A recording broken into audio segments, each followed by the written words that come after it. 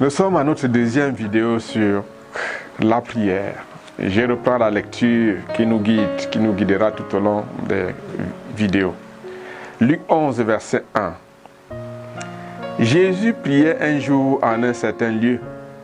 Lorsqu'il eut achevé, un de ses disciples lui dit, « Seigneur, enseigne-nous à prier, comme Jean l'a enseigné à ses disciples. » Dans la première vidéo, nous avons répondu à une question. Que veut dire prier ou élever une prière à Dieu?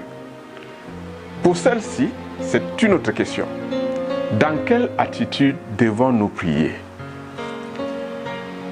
La vie courante nous montre qu'un père écoute toujours son enfant quand il lui adresse des requêtes.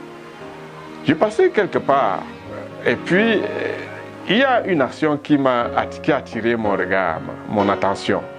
C'est une fillette de moins de 6 ans qui demandait carrément à son papa, « Papa, donne-moi 1000 francs. » Papa lui dit, « Qu'est-ce que tu veux faire avec 1000 francs ?» Elle dit, « Je vais acheter le bonbon. » Et papa lui demande, « Mais tu ne trouves pas que 1000 francs c'est quand même trop pour ton bonbon là ?» Il dit, « Non, donne-moi alors 500. » Bon, là, je suis passé, je suppose que le père a dû lui donner 100 francs pour aller payer, au moins peut-être 100 francs pour aller payer son bonbon. Mais au moins, l'enfant a quand même appris qu'avec 1000 francs pour le bonbon, c'est quand même beaucoup, et même 500 francs. Vous voyez que le père a écouté l'enfant, malgré le type de prière. Et l'enfant va apprendre comme ça comment faire des demandes à son père. Donc, il dit, toute prière qu'un enfant de Dieu élève obtient une réponse. Tout comme le père répond toujours à son enfant, comme dans l'exemple cité ci-dessus. C'est important de bien comprendre cette vérité fondamentale. Bien que pour plusieurs parmi nous, cela ne semble pas être le cas très souvent. La question est celle-ci. Avons-nous l'attitude appropriée pour recevoir et garder la réponse de Dieu? Donc le problème n'est pas du côté de Dieu. Quelles sont ces attitudes? La première attitude que la Bible mentionne en parlant aux chrétiens, et c'est Paul qui le dit dans 2 Timothée 2, verset 19b. Quiconque prononce le nom du Seigneur, qu'il s'éloigne de l'iniquité. S'éloigner de l'iniquité signifie d'abord de croire que Dieu existe et est le seul à pouvoir apporter une réponse à la demande qu'on lui élève. Une telle attitude suffit pour que Dieu exauce, c'est-à-dire qu'il apporte une réponse à une prière qui lui est élevée. Pour exemple, c'est le cas de la prière de repentance du non-croyant. Quand il commence à croire que Dieu existe, il peut se repentir. Paul, je l'ai dit, a adressé cette recommandation aux chrétiens qu'ils s'éloignent de l'iniquité avant de prier, afin que leur prière soit exaucée. Le chrétien croit que Dieu existe. Il n'est pas incrédule. L'iniquité pour lui consiste à continuer à aimer le monde et les choses qui sont dans le monde. Ceci même s'il ne pratique pas le péché. Nous savons que lorsque le péché survient, on peut demander pardon et notre Seigneur pardonne. Mais si on continue à s'affecter, à aimer le monde et les choses du monde, c'est l'iniquité pour un chrétien. Dans Colossiens 3, versets 2 et 3, nous lisons, « Affectionnez-vous aux choses d'en haut et non à celles qui sont sur la terre, car vous êtes morts et votre vie est cachée avec Christ en Dieu. » Une simple prononciation du terme « au nom de Jésus » ne fait pas automatiquement d'une prière une prière au nom de Jésus. Détrompons-nous. La prière au nom de Jésus est centrée sur lui et non sur nos besoins, quels qu'ils soient. Elle a pour objectif unique ce qui était le sien lorsqu'il a vécu sur cette terre. Sanctifier le nom du Père, faire que son règne vienne et que sa volonté soit faite sur la terre comme au ciel. C'est l'adhésion de tout cœur à cet unique objectif qui fait d'une prière une prière au nom de Jésus. La deuxième chose, c'est avoir un esprit bien disposé à écouter la voix de Dieu. Oui, c'est là où le non-croyant, il n'a pas cette possibilité-là. Si tu es dans un besoin donné et tu vas avec quelqu'un, un vrai besoin, lui poser ton problème, tu t'attends normalement à une réponse de sa part. C'est le cas pour Dieu. notre Père.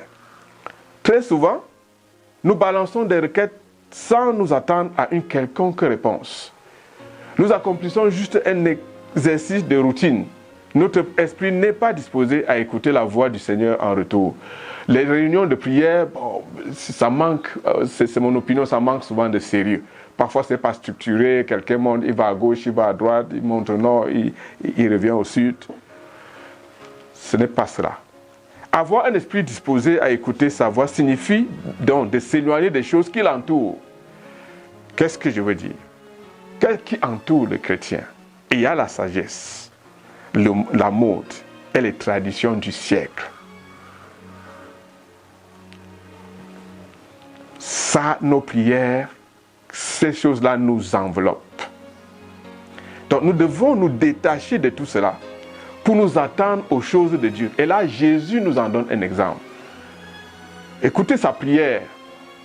Je crois que c'était quand l'approche de son départ venait.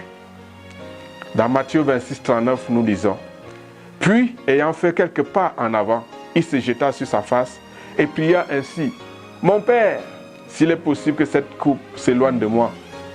Mais il a ajouté: Toutefois, non pas ce que je veux, mais ce que tu veux. Vous savez, c'est un homme qui faisait des miracles. Vous avez entendu comment il se moquait de lui. S'il a fait des miracles, pourquoi ne pas se délivrer? Si tu es riche, si tu es une fille de tel âge, pourquoi ne te maries-tu pas? Pourquoi es-tu célibataire pour un jeune homme de tel âge? Ça, nous devons nous éloigner de toutes ces pressions-là.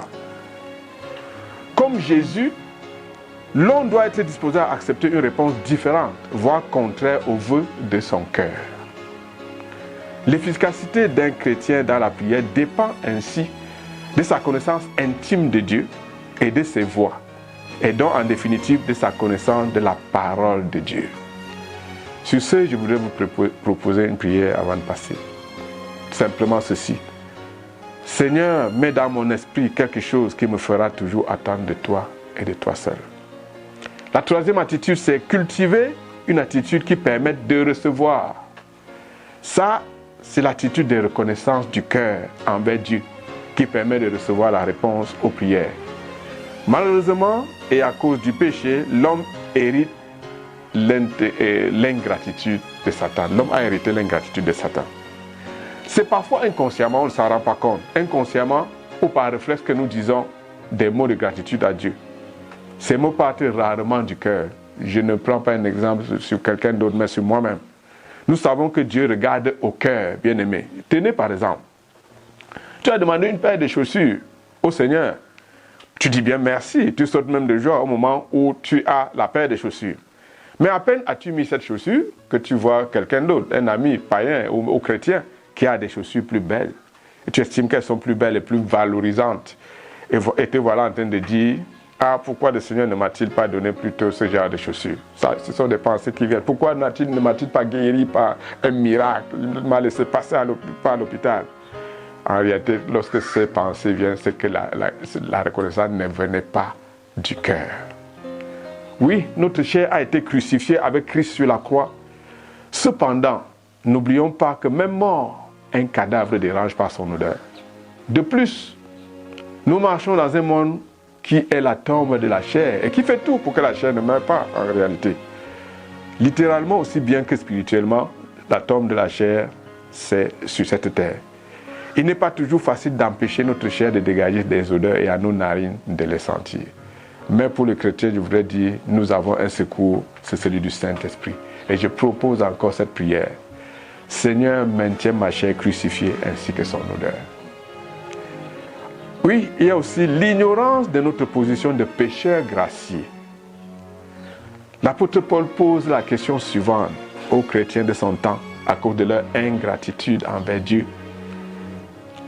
Qui lui a donné le premier pour qu'il ait à recevoir en retour? Nous entendons même certains chrétiens prétendre qu'ils peuvent mettre Dieu sur une chaise de tribunal pour lui demander où il était pendant qu'il souffrait ceci ou cela.